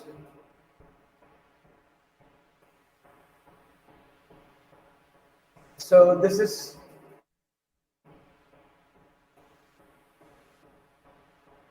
multiple.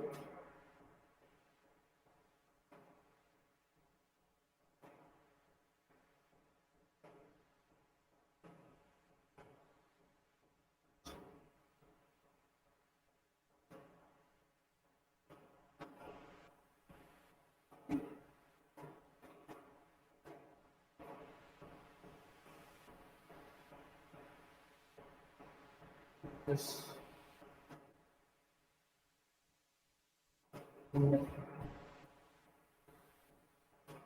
Yes. Yeah.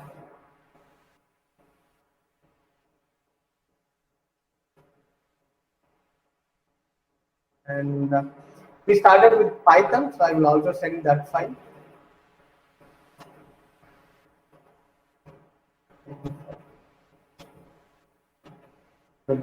Okay.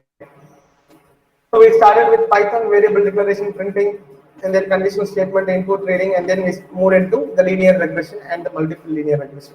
So the last 10 minutes, I would like to have it for the doubt clarification system. You can type your doubts on the Google message, the Google Meet message, or you can ask me.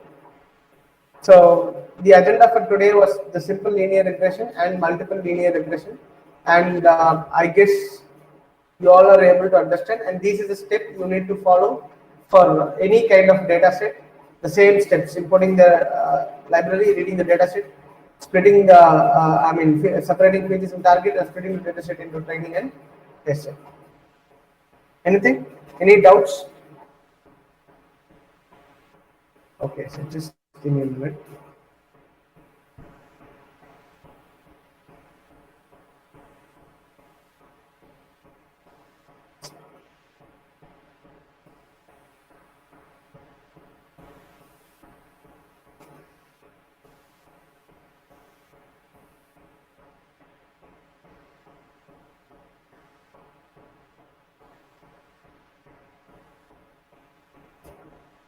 Okay, I'll send the.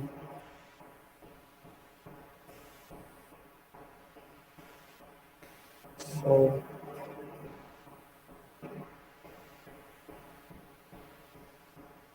guys, any doubts?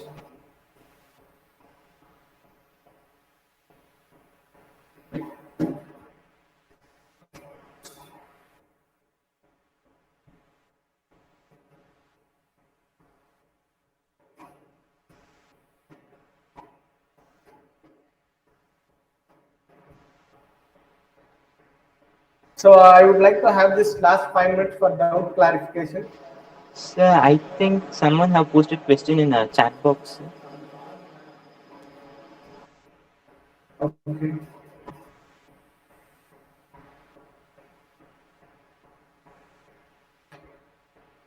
Okay. How to reduce the error and get accurate answer? Okay. So to reduce the error, we have something called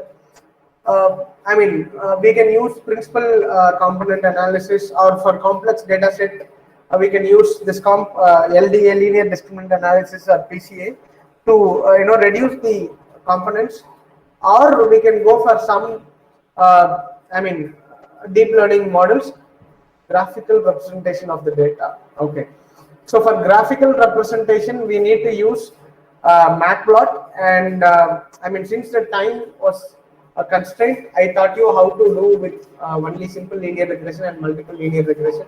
Maybe if time permits, on another day we'll discuss all those things. As per today's agenda, it was linear regression, multiple linear regression, but it was a good question how to reduce the error. So we have R square error and RMSE error. We have so many error metrics.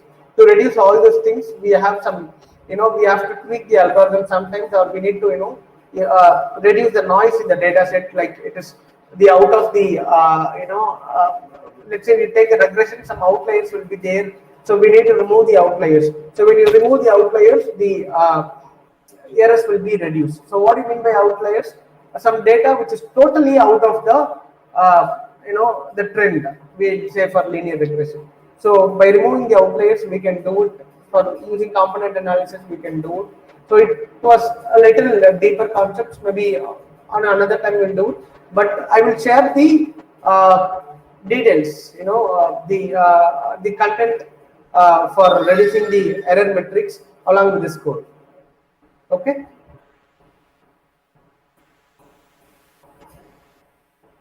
Any other doubts?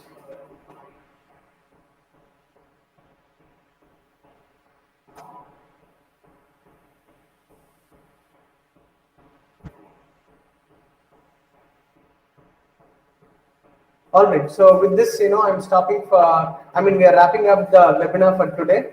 And Divesh, Bhanumandir.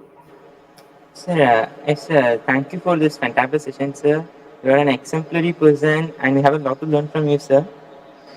Thank you. So And I finally, would. Yes, yes, please. yes, sir.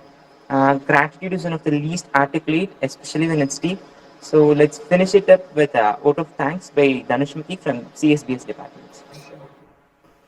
Good afternoon to one and all who have gathered here. This is Tanushmati from the Department of Computer Science and Business System.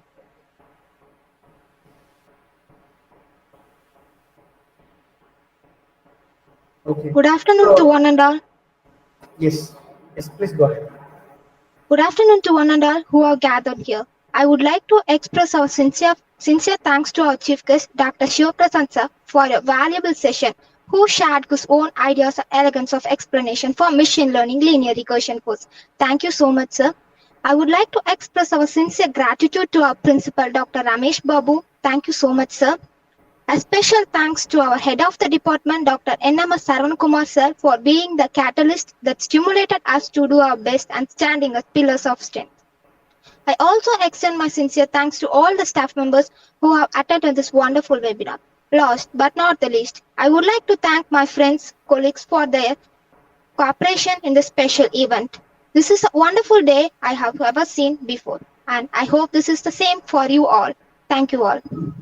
Thank you so much, and I would like to thank the management, the college, and the principal and everyone, especially Banu ma'am of Computer Science department, who gave me the opportunity to take this webinar. And I would also like to thank everyone, the student especially, for listening to this whole 3-hour webinar. Thank you, everyone. I wish you all the best. Thank you so much. Bye. So I will share this document anyways. So can I disconnect the meeting? Thank you, sir. Yes, sir. Thank you, sir. Yes, thank you. Student friends, a feedback form will be shared through the WhatsApp, shared in the chat box. So kindly fill that. You're asked to fill that. Thank you all for your time.